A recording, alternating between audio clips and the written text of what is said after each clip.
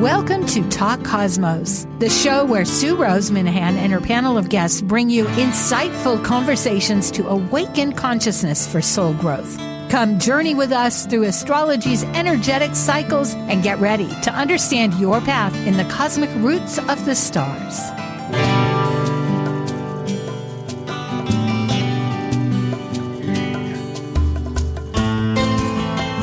Hello, I'm Sue Minahan, Talk Cosmos, and today we are talking about the Capricorn New Moon cycle.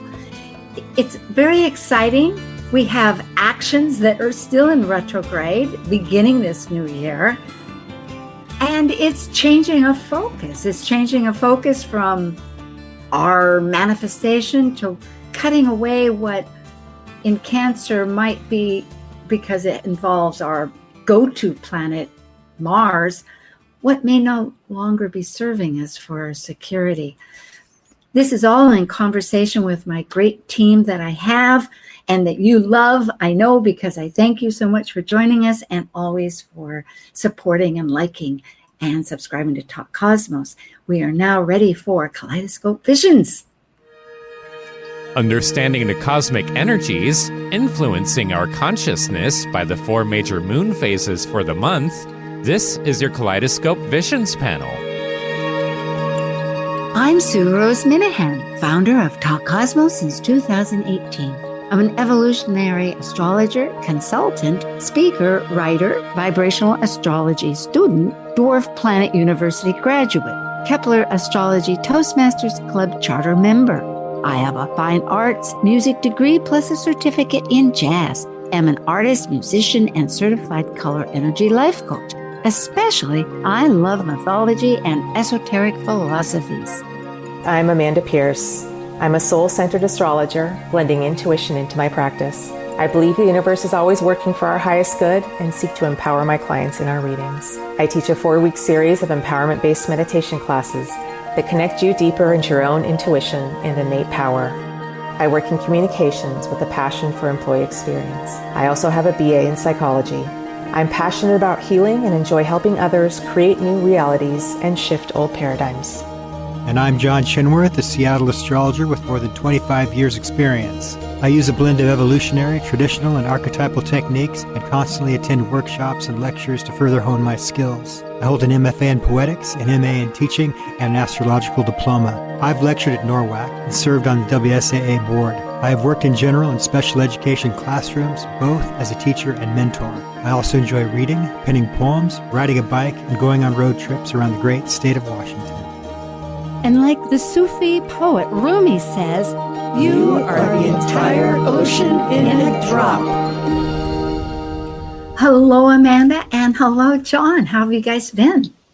Hello. Well, it's been quite a ride lately, hasn't it? I think we're looking for more in 2025 as well. So, yes, on that roller coaster. It's true. We're introducing 2025. I feel like it's come and gone several times, but we're really here. So, and you, John, how is it?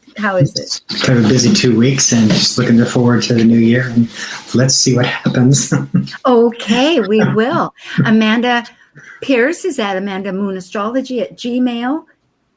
And John is at skypathastro.com.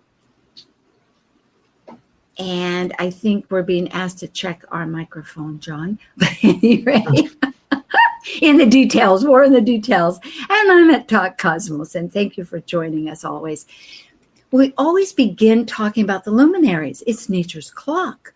These 2 orbits between the sun and the moon is our moon, and it's at a perfect distance from Earth for the eclipses, but this is not about eclipses, but still the moon reflects the sun's light. Yes, John, I think you had thoughts about this.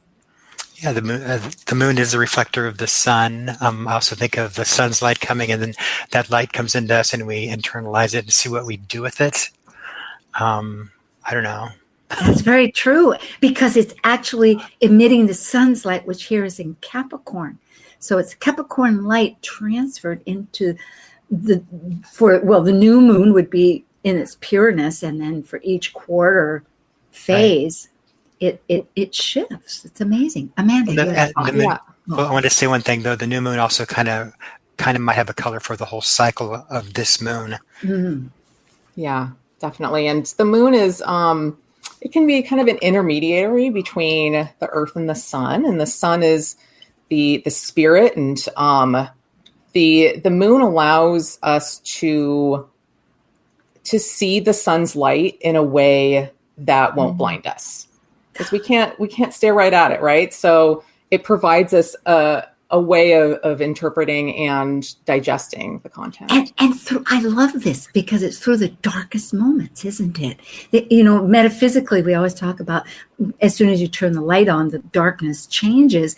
But we need this polarity of shadow and light. But here we have the moon that's not always, depending on where you live. I know in the Northwest where you are, you don't always see the moon because of the clouds. But usually speaking, at night, and you can see the moon sometimes in the day. So it's quite a messenger of its own sort. I do like watching it when we have clear skies, not often, to watch it go across the sky at the multiple phases. It's kind of cool. It is. And I'm always looking at it saying, okay, it's a quarter moon. Now I know that the full moon, trying to realize what sign it's in. Let's lead on. This shows the moon through all its phases. And we're doing the 4 major ones. So the new moon was a week ago, right before the new year on the 30th at 9 degrees, 43 Capricorn. And we'll go through this. And the first quarter is actually tomorrow. And then the full moon is going to be on the 13th of the month, right in the middle. And as we enter Aquarius, the third quarter will be in Scorpio because it's always going towards the next mode. It'll be fixed because all of the rest of these are cardinal. So there's a lot of action. First of the year, we're moving. This is another diagram that shows here on the right-hand side the new moon when you don't see the moon because Earth is blocking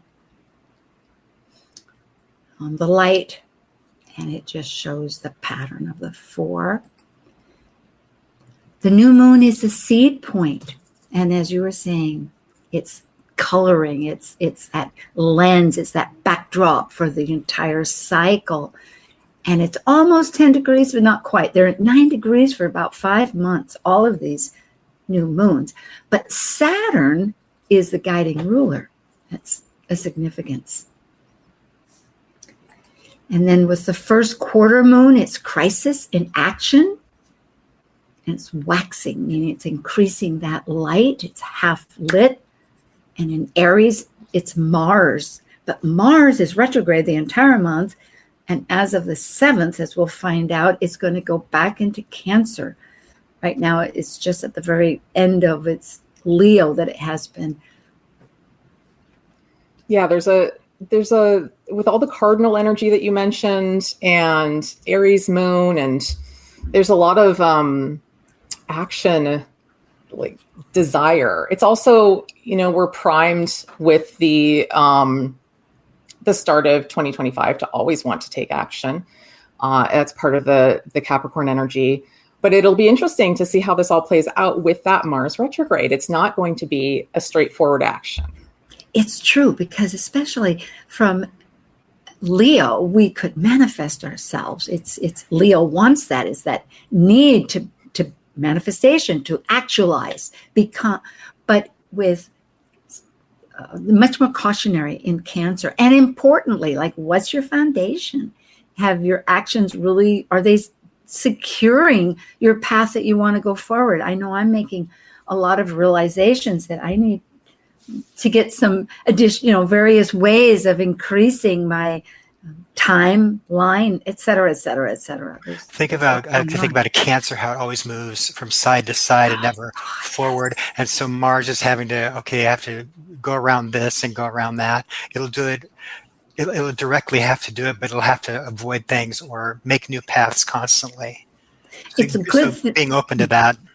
It's a good thing the sun is in Capricorn, because it's more patient, even though it says the timing is now. It's still an Earth, oriented sign, because Mars is just struggling, going, as you say, we're not really going forward. We're going backwards, and we're going sideways. The And tides are. Mars falls in Cancer. It's like, what do I do with this sign, right? It's very difficult for it to navigate. Well, the full moon will be totally in Cancer. So perhaps that'll help Mars. And that's a very dynamic. It's illumination, it's culminating and releasing. It has these multiple, like, how is the fruit blossomed? And is it working? Or should we snip off parts and refocus? And that's going to be on the 13th. It's very last degree of 20, it's 23 degrees, almost 24 degrees Cancer. Which means let's look at Mars, because Mars is going to be retrograde in that chart and all of this month. And as of the 7th, which is this week on Tuesday, which will also be showing it's going to be entering Cancer. And it stays retrograde until February 17th, I believe. So we'll be talking about it next month too. Well, the last we have is a third quarter moon, which crisis in consciousness versus crisis in action. John, do you want to talk? Well, what have we learned from this cycle, right? From all the redirecting and staying steadfast with that Capricorn energy. What have we learned, and how can we share that? How can I grow my consciousness? What have I learned? That's how I think about third quarter moons. It's also maybe time to what doesn't serve anymore, right? Because you're getting ready to begin a new phase soon. It's a strong yin period where we're starting to internalize and integrate our lessons, and also it's a preparation period for the next coming cycle as well. That's so right, because the seed is within the hole that wants to burst out. And we have two rulers, depending on how you look at it. Pluto's the modern ruler, absolutely. And Mars has always been the traditional. So Mars is going to go forward with action, changing things. And Pluto is very psychologically and just purges what isn't working. So altogether, it's going to be action city. Okay. Out of bounds is another factor that has been increasingly on our agenda. However, Ceres no longer, since April, it's been out of bounds. Ceres is nurturing and grief. We know there's been that twofold across the globe and on many personal levels. It's where you find how to nurture yourself through the grief. And as of January 15th, it will no longer be out of bounds. However, Mercury, Mars, and will carry on with the moon. Our soup, we've had some input about trying to figure out what to change our focus. And we're realizing, hey, what energies ingredients, if we were to make a soup, and we decided Mars is hot. So we're putting in chili peppers into this soup. So we shall see what we build out of this month. Go ahead with the Sabian symbol. Oh, this is a lovely symbol. The albatross feeding from the hand of a sailor. To me, this is about generosity and caring for people. And maybe a good archetype might be the Good Samaritan, Also, the albatross follows boats. Oh, I didn't learn know how that. to navigate by taking boats, and you can feed them or whatever. So that's an interesting thing to think about. It is. And that's Mars energy too, going on this journey, going forward, and yet courage, getting sustenance along the way by generous people. It's very true. There is a sense of trust if you're going. You can't always be, rather than fearful, and that it's generating it, and through that exchange. So that's for an overview. What a wonderful way of overcoming fear and its rewards. I like it. Amanda, do you have any thoughts? Well, yeah. So a lot of times when I think of albatross, there's in our society, it's often a metaphor for like a psychological burden that can be associated with guilt and shame. And we're coming in here with a Capricorn new moon. So both sun and moon are in Capricorn, which are often associated with guilt and shame. So how are we going to stop feeding that cycle of guilt and shame that we have in our lives? And this is a great period to kind of set that intention to make some changes where we have that showing up in our lives. Yes, in reading the actual Sabian symbol that comes from Mark Edwin Jones and then Dane Rudjar later and others have put input, it says that every living entity has a role. And so it's just very much like the nodes that are coming up of Pisces, where it's more unity, not separation. And so it needs that trust. Excellent. Let's see what happens with this energy that's been carried into the new year that happened on the 30th, just before the new year. And it was at 9 degrees, 43 degrees Capricorn on the December 30th. And it was in the evening on the East Coast, 5:26 p.m. That's DC. This is an Aries chart, meaning it doesn't have the houses in case people are watching from Australia and England, which we have. Right off the bat, a subject we talked about is Mars opposing Pluto. There's this, the rulers are tremendously transforming. Yes. Well, so we've talked in the past about Venus and its transit with Pluto and how it's gone through its underworld experience. And Mars is doing the same here. It's journeying to the underworld. It's meeting with Pluto, and there's a part of it that needs to die in order to be reborn. So how can we transform how we're taking action, how we're taking a stand for ourselves, how we're getting things done or initiating new things, or how we fight or argue about things. Like there's what's coming up here to kind of let go. Well, we could tie it to the albatross image, maybe. Yeah, absolutely. And particularly, go ahead. To link those up. Well, I'm thinking too, particularly with the nodes, because that is a theme all month because of the fact that it's an 18-month cycle. And as of the middle on the 11th, it's going to change signs. So look at these. They're still at the almost the seed point, the Aries point of the North Node of self. So when you talk about this underworld experience of Mars, it's which is absolutely true. They both go through their portals of connections with and change, as you say, to purge, because it's our belief systems of how we see our purpose in the whole scheme of things, how we move forward. Well, the way the nodes are getting ready to change signs at that Aries point, that we would call that a critical degree, like when a planet hits its endpoint before it comes to the new sign. So, and the nodes are about, your karmic journey. So what needs to get done before you take that leap into the next thing you're going to do? There's a, hate to say it, there's a little bit of pressure here, right? Well, there is. Go ahead, yes. Well, yeah, and that North Node that we're moving towards is in Aries, and so that's ruled by this Mars that's in retrograde, that's opposite Pluto, that's looking for that shift in how it's acting and behaving for us in our lives. Know what?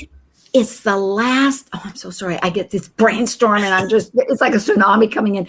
But when you all say this, it's Mars' last ditch being the authentic, pure ruler of the North Node, because coming up, well, it won't be the ruler at all, will it? Because no, it won't. So it's its last chance to kind of really initiate itself. Yeah. Jupiter will actually take over, right? Because it'll go into Pisces. And Neptune, thank you. Yeah, right. But then look Neptune's at Saturn. right there. But Saturn is talking big here because Saturn is toggling. That's toggling. That's a new word. Toggling between Mercury and Jupiter. Writing that down. Yeah, we have a whole new vocabulary. But Those are in mutual reception, as we've explained before. That means that each other's sign. So Jupiter is in thinking, Gemini, and Mercury is in philosophizing, belief systems, Sagittarius. And so they're exchanging this huge dialogue, and Saturn saying, hey, people, get it down, figure out a structure, like crop it off, get focused. How are you going to go ahead? And not only that, but don't worry about too many details. Just do what's going to be unified, because it's in Pisces. Or Saturn's asking, what do you want to build with all this great knowledge you have, right? Yeah. Get out of your head. What's the vision? What are you trying to build here? And because Saturn in Pisces, what is the dream you're trying to build? Thank you. Oh, that's so good.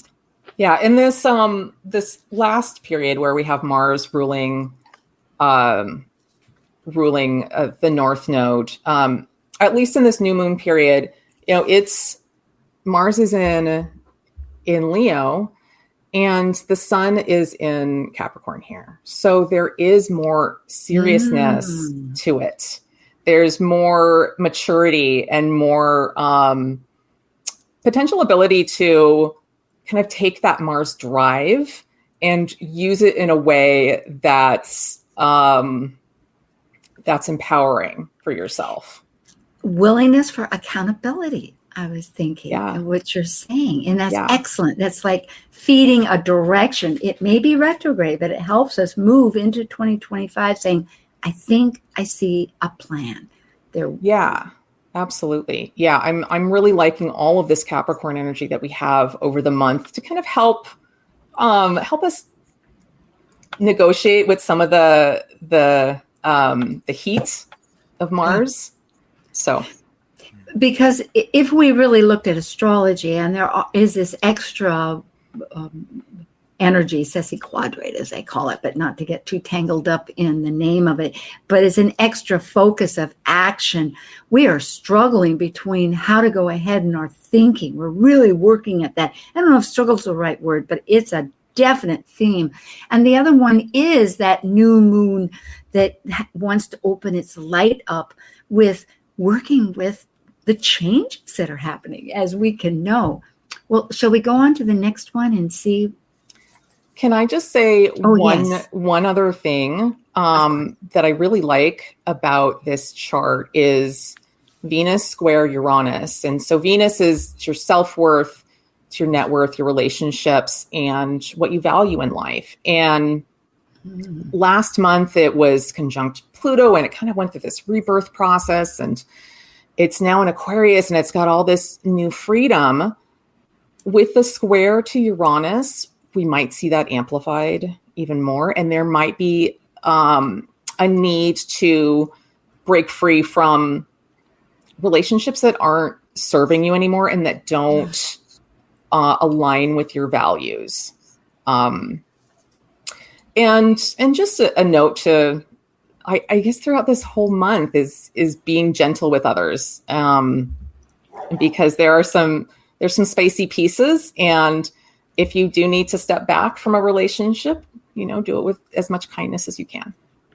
I love that so much, Amanda. And you bringing in that story from the past, because the moon is all about that constant restoring, telling new stories. And what I'm realizing is Uranus, which is so immediate in the present right now, is ruled by Venus. So Venus there is in Aquarius. So they are in mutual reception. Yeah. It's a strong impact here, isn't it? Yeah. Pluto's also trine the South Node. So it's giving a lot of power to... Ooh, let's do that. We'll go to the next. Okay. Let go of dynamics that aren't serving. Yeah.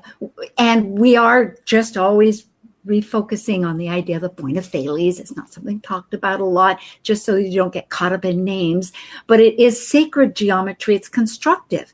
And it's when there's an opposition and a third planet that's in a flowing trine and a connective sextile. So it's really a gift of energy.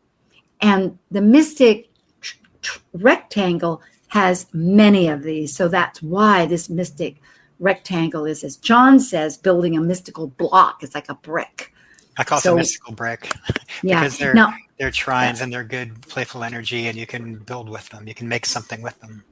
And I don't know if I put that trine in that you saw, Amanda, but go ahead and yes. Oh yeah, it's in there. That's the Pluto trine the South Node. Right there. Yeah. So part of this mystic angle. Yes, that's right. Yeah. Yeah. And that's a construction. Yeah. So really supportive, empowering us to let go of relationship dynamics that aren't really working for us. And, potentially build something better. And that doesn't necessarily mean cutting off and ending a relationship. Maybe it just means communicating what your needs are at this refocusing. Yes. Refocusing on a new platform, because it could also be that individual or that relationship or that group, whatever it is, also has other needs that they would be willing to adjust or already have adjusted it. It's mutual. Very well. Being tied to the nodes being like a karmic direction, having the trine and sextile are helpers. So Mars and Pluto are helping you along with that at this pressurized thing where the nodes are going to shift. So that's kind of a really kind thing happening. It's like it's saying, hey, you can build this, you can focus on this, it's going to be okay. Well, beautiful. So in other words, our cardinal point, and this is already something that we've been moving through, because today is the first week of, at the week of the 5th of January. And during this week, there'll be the first quarter, which is a crisis of consciousness, a crisis of action. So this is what we're carrying into us, is this theme of embodiment of our destiny of self still with our relationships, because the nodes are in Aries and Libra still. We're getting ready to have them move into a wider scenario. So I really think a lot of these relationships are within realizing that other people have many groups. You can have a close relationship even, but suddenly their attention might be with other focuses, and it's not that they're leaving you, it's just that their attention is being drawn in other dynamics. Okay. Any comments, or shall we break away and come back for a wonderful time to continue our story? Let's see what's happened. Oh, the soup. That's right. It's really strong. Mars, retrograde. We've got ghost pepper. Now that's the opposition with Mars and Pluto. Amanda, tell me about ghost pepper. Oh, they're just a very, very, very hot pepper, and with a very high Scoville rating. I don't think they're the hottest ever, but they're very, very close to being the hottest. And they're not a Habanya Habernata. They're hotter than habanero. Oh my goodness! Okay, we're marching. We're getting ready for our soup. We'll be back. Join us. Thank you, everybody. While we take a break from this week's edition of Talk Cosmos, let's take a look at this cycle's archetype. We are currently in the yin period of Capricorn, ruled by Saturn, the furthest visible planet by the eye. By leaving a cycle based on meaningfulness and truth, Capricorn's energy establishes social boundaries in a structure incorporating rules, authority, and ethics. As a cardinal earth sign depicted by a sea goat climbing from the sea up to the top of a mountain, Capricorn overcomes fears through goals and ambitions to achieve mastery. Talk Cosmos brings insightful conversations to awaken consciousness for the soul growth with hour-long programs. Talk Cosmos weekly programs are also available to watch live on the Talk Cosmos YouTube channel and Facebook page. While you're there, make sure you click the like and subscribe buttons so you get the full Talk Cosmos experience. Or if you'd rather listen to the show archives with audio only, the entire podcast collection since 2018 is available on most podcast carriers. And to find out about upcoming programs, sign up for the newsletter at talkcosmos.com. So grab your coffee, tea, or kombucha and enjoy the show. This is Martha Norwalk. Every Sunday morning, beginning at 9 a.m., thanks in part to the Ananda Institute of Living Yoga, we cover the world of animals. This week, January 12th, it's Best Neuroenergetic Balancing, Rasmussen Reset and Energy Code Sunday. Dr. Nils Rasmussen and Sister Linda Rasmussen join us. Together, they'll take your phone calls and they can help with emotional, behavior, and physical issues for you or your animal friends. Hope you can join us. Martha Norwalk's Animal World, Sunday morning, 9 a.m. to noon, right here on Alternative Talk, AM 1150. Seattle, Tacoma, Antwerp. That's right. We're streamed worldwide on our app and on the web at 1150kknw.com. Hallelujah. Here we are. Well, very good. Let's see what happened there. Okay. I don't think that's what I wanted. I think, oh, you know what? Okay. Well, at any rate, here it is. This is the first quarter moon on January 6th, which is right this week. And it's the saving symbol is 17 degrees Aries. And this was the original idea. We added crones. We didn't really look it up. It's just one interpretation because spinsters is really not in our book of vocabulary these days. But it says two dignified spinsters. But it just means people that have remained their identity. I suppose crones, you could say, sitting in silence. So it's this idea of, again, and I don't really like the way the keynote is, but the point is you have poise and inner serenity. John? Just, I'd like to highlight the acceptance of it, to be able to claim what you've done, because it has great value. And I think that there's a little bit of this in this picture, or there should be. An original way of thinking about it was seclusion and suppression and resentment, but that seems tied to that spinster thing. Yeah, exactly. So, very judgmental, and I think exactly. Really it is that we could look at it this way: if it's very symbolic rather than literal, it's just taking any situation where you might feel some restrictions from society, but you transform that into realizing it's your path, your way of doing it, and you're whole with it, really, and there's a contemplation. You don't need to explain it to anybody. You are who you are. And I wish I could. In that position, you could, that's your chance to recalibrate and make a new plan about going forward and what you want to do. So there's actually power in that. All right. Amanda, or should we lead on? I think the only other thing I would say is that, spinsters is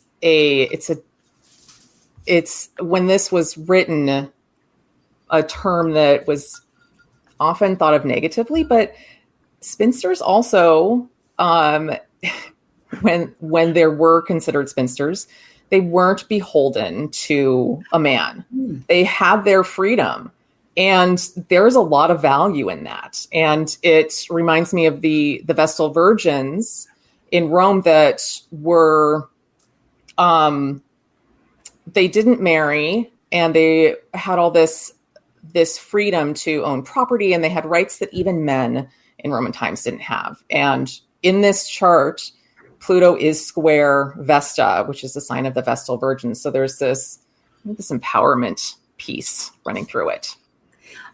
That is most intriguing, because I'm also thinking that if we see a Capricorn as authority, that's a traditional idea with rules and regulation and the status quo of what has been created through tradition, and Aries as that impetus of spark that's just taking from the womb and going forward on its journey of courage to discover and become, then there is also this breakaway of, which wasn't necessarily thinking of this first square with the crisis in action, but it relates really strong to what we're talking about.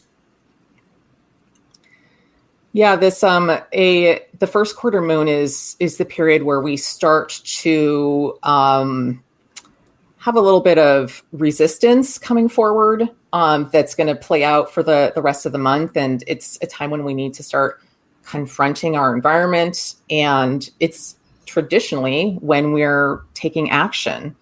And so with a moon in Aries, like there's a really strong desire for us to take action during this period. But that may be really challenging with the Mars retrograde ruling it. And out of bounds. The moon conjunct Chiron. So how do we move forward in a way that's the most empowered for us possibly at this point? Well, it shows here that the Mars is actually in Cancer as of this moment. Now, this is an Aries point chart, meaning that the ascendant is at 0 degrees Aries. However, Mars, again, talk about this mutual reception that we keep bringing up between one planet and the other, exchanging their natural sign. So the moon is in Aries, ruled by Mars, and Mars is in Cancer, ruled by the moon. So they both might be, it may not be the natural way that they work in some ways, because the moon has a constant evolution of change, and Mars can cut away from things. But that's exactly what it wants to do here, I think, is cut away what is obstructing its opportunity to have that self with the North Node, its last ditch effort the week, because in 5 days after this, they shift into the Pisces North Node. The nodes have Mercury square them. So now Saturn was there before, I guess. Is that it? What was square the nodes before? Anyway, Mercury square them now. So lots of thinking about where we're going, what direction we're going. Yes. So mind's just very active right now, right? Language as well. Yeah, and maybe this last period where we have the nodes still in Aries and Libra, maybe what we really need to make those last changes is to have a Mars retrograde and a Mars out of bounds. And out of bounds meaning like it doesn't play by its typical rules. It's beyond free to be. What was that? Free to be. Free to be. Yeah, there's a lot of freedom. And so we may be taking action in ways that we don't typically do. And that may be exactly the balm that we need at this time to kind of work through this last piece. Yeah, it's emotional too. There's a lot of emotions here, and how we feel is what really directs our destiny. It's not just all in the brain at all, but it's connecting that brain to the heart and our feelings and acknowledging it, walking the path through those emotions. And that's what the moon's really doing, is re-describing our story constantly, giving us new purpose for actions, because action defines, it's evolutionary, right? Every leaf grows with a new leaf. Life is change. And Mercury adds the mental element of let's be aware of what the emotions are. So check yourself, ask yourself, what are you avoiding? What do you need to feel at this time? Resistance, back to that. And I like the Mercury in being in Sagittarius as well, because it's like it likes to synthesize things. So it's bringing all the information together and seeing that kind of bigger picture of it. So that can be really helpful at this time. New patterns. Thank you. Yeah. One other thing about the moon conjunct Chiron, there can be a lot of potential for healing. When we have Chiron in Aries, this is an archetype where the wounding of Aries can come forward. So a lot of like rash decisions, impulsive behavior, and if we can temper that in any way, then this is a real opportunity for us to heal in those areas. And I really like the Sun conjunct Pallas Wait, I'm not seeing that here. No, I don't have it. I saw it in a previous chart. But it's strategist, the strategist. Yes, it's that strategist energy. Yeah. Chiron in Aries is identity, and the United States is at 1920 degrees. So we still have one more conjunction for our final Chiron return. So not only individually are we redesigning, like you say, connecting with our identity constantly through this journey with, the transit of Chiron in Aries, but also as a nation, how are we looking at that? Let's look at this mystic triangle. Maybe having to look at the collective pain that's happened in this country. It's kind of there, and it's time to look at that and grieve it and do things about it. And I think, and become connected with the tribe and the community that speaks to our heart, rather than, you can't change the whole, everything is part of everything else. And that's what Pisces is going to bring up. It's not just self. I'm not just independent. So this is like the last few days before we really enter a whole new stream, because once it's in Pisces, the North Node, it doesn't go back to Aries. It stays there in, I believe, in Pisces, and just keeps moving from 29 to 0 degrees. There's a lot of fierce individualization also in that first house, that Aries house. I mean, Eris, Chiron, Moon, and the North Node. It's like, no. Remember, this is not an Aries. This is an Aries point. There's no house. The four planets in Aries right now are really giving an individualized kind of energy. So people out for themselves. So we have to think collectively as we do the things we need to do for ourselves. So that's just like a red flag lookout kind of thing. Okay. Well, I'm going to go on. We have soup. Yes, now we're adding garlic. I always love garlic, but that's Mars too. So we can't get away from Mars. It's going to be a very Martian soup here, that whatever we're creating. But we came up with potatoes. So this might be a new take of a potato soup. We don't know yet. What do you think? Sounds like it. I like it. I like potatoes also for the mystic rectangles, because they're kind of like a building block. And so it's like we're building this soup, and it's a nice counter to all that garlic and spice we have so far. It binds and blends, doesn't it? Yes. Well, here we are, and we have Amanda Pierce you can connect with, and John. I do videos. I'm going to do something with, and this is usually at the half hour. We're a little late here. And always bringing attention. That was with Astrology Star Sisters with Liz Machette. But also we have Talk Cosmos has some wonderful podcasts, YouTubes about this year coming up. There was a focus with archetypal symbols, and one with vibrational astrology, and another with Astro Jam. And next week is going to be about the nodes. So do look at, and thank you for subscribing. Here we have the full moon. We won't spend a lot of time on the Sabians. We'll just keep moving because we have probably 15 minutes. It is 24 degrees Cancer Sabian symbol. It's a man, it's one woman and two men castaways on a small island of the South Seas. So it's complex, it's potential, but it's all harmonic, and it's trying to integrate. And I have keywords: alliance, united we stand, coalition. Here we are on this island. We better work together so we can make this work. What a metaphor for what's happening now with the skies. Particularly with Moon and Mars together. Oh my goodness. We'll talk about that in a second. And out of bounds. Amanda, did you have should I go on? I just like what John's just said. I think that's a fantastic entry into this full moon. Yes, working together.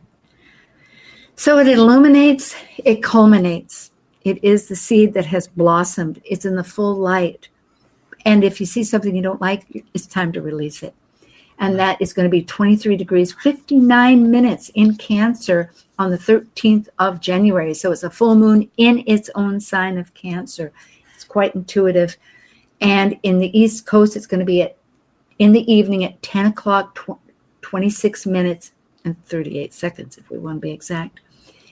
Let's look at the action. There is immediately, Mars is still opposing. We'll hear the Sun and Pluto. And the moon. Yeah, that moon Mars conjunction in Cancer heightens emotional responses right now in this period. There might be some anger that comes forward, some frustration at not being able to move forward as we would like to with that retrograde energy. So not knowing what one needs to express at that moment. But a lot of courage. Yes, I hope there's a lot of courage to cut away when you have the moon and Mars together and they're looking at maybe what has restricted or what they're breaking from or how they want to remake the mold and transform. And Sue, I really like what you said earlier about emotions being so important for how we create our reality. And with Cancer sometimes gets a bad rap about being super emotional, but it's just more tuned in. It just goes deeper into the emotions, and we all have those emotions. So this is a way for us to tap deeper into our own emotions and really feel them and see what's there. And in a full moon, there's a lot of illumination. So we may be seeing some of our emotional responses that we weren't super conscious of coming forward. And they're out of bounds too. So the moon, Ceres no longer is. However, the grief, the story has ended in that regard, although we're always nurturing ourselves, that's part of it. But as far as out of bounds, where we're just working pure archetypally without any potential restrictions, because it means it's outside of the path of the sun. I think of the out of bounds also being when you're on the roller coaster and you go over the big loop and you're like, oh my God, those planets are doing their big loop around and things are just a little bit too strong right now. Feels like you're going to fly out of your seat. Maybe. Yeah. Mm-hmm. And I really like how you're both speaking of the contraction and expansion, because we have Jupiter there in thinking Mercury of Gemini at an action with both Venus and Saturn that are trying to work together too to refigure the values. And so people want to expand within their relationships to bring some kind of change, and that can be uncomfortable. Venus and Jupiter square. Yes. So acceptance comes in, and listening and all that. Yeah, the Jupiter-Saturn square is, or the Jupiter-Saturn relationship, the cycle in general, and the square specifically now is, there's this visioning for our future, and how do we put that into place in our reality? How do we create that structure, that container for it? And with Venus here, it's a nice addition to all that Pisces energy. And it just, to me, feels like Venus is kind of quietly working with Saturn here in the background. It's not going to be loud and over the top, but this is where in our quiet moments, we might kind of go to think, okay, how am I building what I want for the future? And Venus is exalted in Pisces. She's loving the work, right? Yeah. The great news here, that's behind perhaps still working but there's so much energy that's flowing and connecting. When we look at that angle or perspective of this full moon in emotional Cancer with the new nodes, we are entering now holistic thinking of how we are with the consciousness of Pisces is all the things that are beyond our control, the wild animals, the nature itself, and our unity with collectively, our unconscious unity. And we have, look at this as far as astrology goes, angel wings, which are when you have 2 point of thales, in other words, constructions. It's just, John, you can talk about that, wish fulfillment to bring up your idea. Grand trine. I can talk about this. There was somebody made a list of one configuration for every sign of the zodiac, and the angel wings falls under Aquarius because it's really quirky and weird looking, but it also makes a pair of wings. And the emblem for Aquarius is often a guy pouring water out, or Ganymede, who's winged. So it's like an angel. So it's a very, very hopeful configuration, and planets working really well together to create a great future. It's futuristically oriented like Aquarius. So it's really quite lovely. There will be immediate things happening, and going with the flow of those things we might quickly realize maybe it was unexpected, but really in our benefit, because Uranus has often said, oh, it's unexpected. Well, it's immediate. It's what's happening right now, and things happen. But with an attitude that of rather than separation, of unity, we can see that wholeness. Because if we also look at what is always standing out here, it's that moon, that full moon connected with Mars. It's out of bounds. In fact, I believe they both are. That is not only the end of a kite, but an opposition. I mean, and the angel wings. It's enormous. It's really focusing, okay, we're doing new actions to go ahead with redescribing our roles, with the sun in Capricorn, as, to tie it all together, because Venus and Saturn are working together, that the sun is listening to. If Juno, up there in the upper right, would move forward a few more degrees, which it will form a grand sextile. So 6 planets all 60 degrees apart from each other. So. Oh, yes, we didn't mention that. Yes, it's opposite exactly to Uranus. So that's our new alliances. Balancing act. Oh. Okay, now we're adding some more broth. We decided some kind of broth, whether it's beef, turkey, chicken bones, or whether it's the basic onion, carrot, celery. But this is adding more layers. Are we going to actually make this? Well, it's going to be tasty, whoever does make it. So here we have finally, in the last few minutes of our talk today, the third quarter, which is a crisis of action, of consciousness. So generally it's a house rising party in a small village, getting everybody's help. So it's a community. Yep. It's cooperation. Anything else you want to add, or shall we just sharing the burden, interdependence? Goody. Building it together. So here we have lots of action. We have remembering that the nodes are now in the new 18 months of wholeness and healing. Virgo wants to get rid of the details, that what matters to help us or strengthen them. Mars is still out of bounds until next month. It's the only one. If you look at the lines, the aspect lines, they look like 2 roads coming together at a street corner or something. These big boulevards coming together. Yeah. So our ideas. That means. Well, maybe. Well, you look at we're expanding and contracting. That's Jupiter and Saturn. We have thinking our actions, and actions that are just like not thinking too much. Maybe like Mars, just act and then figure it out. Even though it is retrograde and in Cancer, it's emotional. You're going to have to listen to these emotions, and it's these guided. roads have come together. Right? Yep, I think so. And it's deep. The moon is in Scorpio. It wants to understand psychologically how to see it. And it's a cult too. It could be very mystical. It's Scorpio is not all money. Other people's, it is our resources, how we exchange, but it's so much. It's really our connection with the magic. A need to keep the internal fire burning, moon with Vesta.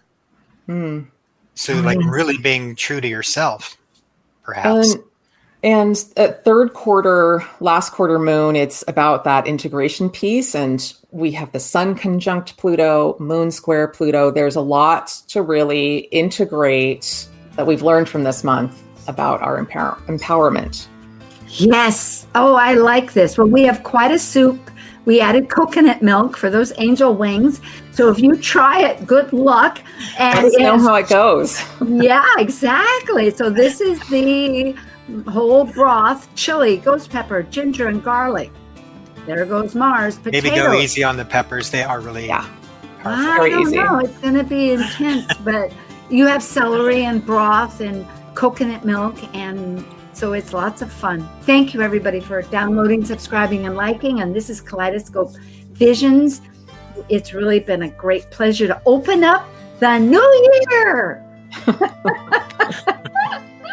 Spicy, alive, and focused. So thank you, Amanda and John, and everybody listening. Thank you. Happy New Year, all. Happy New Year. Thank you for joining an insightful conversation on Talk Cosmos, the show where Sue Minahan and her panel of guests awaken consciousness by connecting soul growth patterns with astrology's energetic cycles. Be sure to tune in next week, same time, same place, to continue your journey through the roots of the cosmic pathway.